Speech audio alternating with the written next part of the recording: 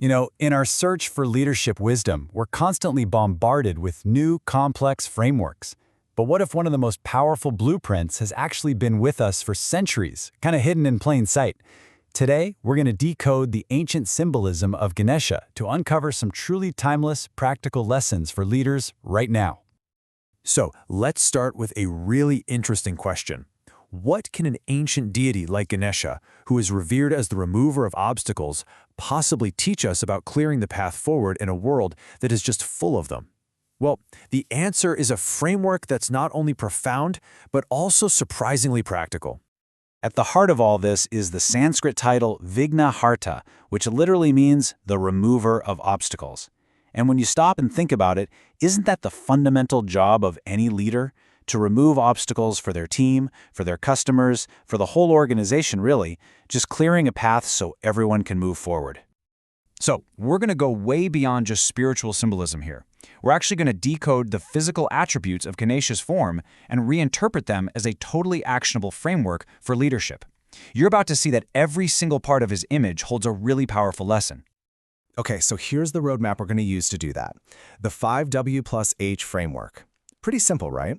We're going to connect who, what, why, when, where, and how to Ganesha's form and unlock a core leadership principle with each and every step. Let's kick things off with who. In leadership, this is all about the people you serve and lead. But, too often, leaders are kind of expected to have all the answers, to be the first one to speak, to project authority. Well, this first principle, it challenges that entire idea. And the symbolic reminder is right there. Ganesha's large ears are for absorbing information, different perspectives, even the unspoken concerns. And the small mouth, that's a very deliberate reminder to speak less. The lesson couldn't be clearer. A great leader really understands their who, by listening, not by broadcasting. So once you've listened, then you can define your what, your vision. And look, we're not talking about small incremental goals here. True leadership, it demands thinking on a totally transformative scale, looking far, far beyond the next quarter. The symbolism here is so powerful. Ganesha's big head represents the sheer mental space required for this kind of expansive thinking. It's really a call for leaders to build visions that don't just serve their company, but actually aim to create a much better future. But listen, a grand vision means nothing without a why. This is your anchor. It's your purpose. It's the core motivation that keeps your team going when things get tough, and it keeps the mission from getting lost in all the noise. I want you to think of the single tusk as a metaphor for absolute focus. In a world with a million distractions, it symbolizes the discipline to get rid of the non-essential stuff and channel all your energy toward one single, meaningful purpose. It's all about knowing your why so clearly that it just cuts through everything else. Now you can have the right vision, a powerful purpose, and still fail. Why? Because of when. Timing is a strategic force, and great leaders, they are masters of observation, knowing that precise moment to make their move. The small, sharp eyes. They symbolize this intense, detail-oriented focus. This isn't about the big picture anymore. This is about seeing the critical details that everyone else misses, spotting those subtle shifts in the environment, and recognizing that perfect window of opportunity to take action. All right, next up, let's consider where. And this has nothing to do with geography. It's all about the environment a leader creates.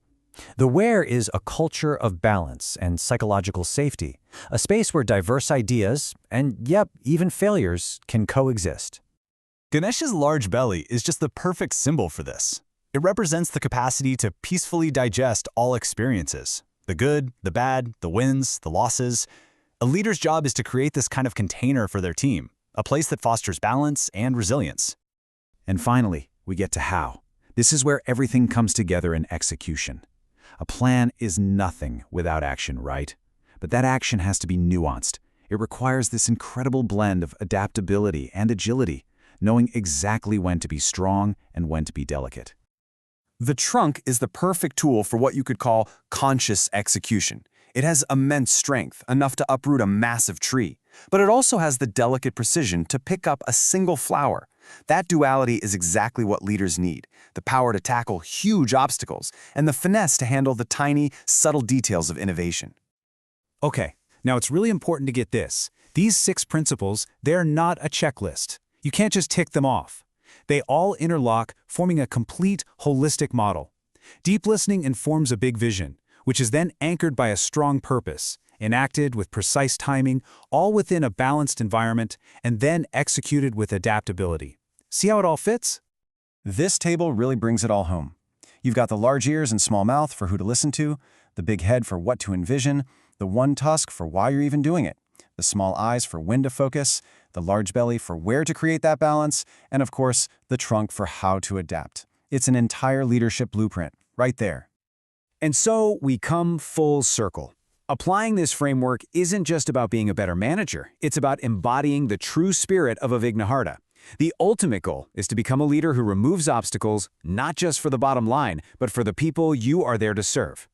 So I'll leave you with this one final thought.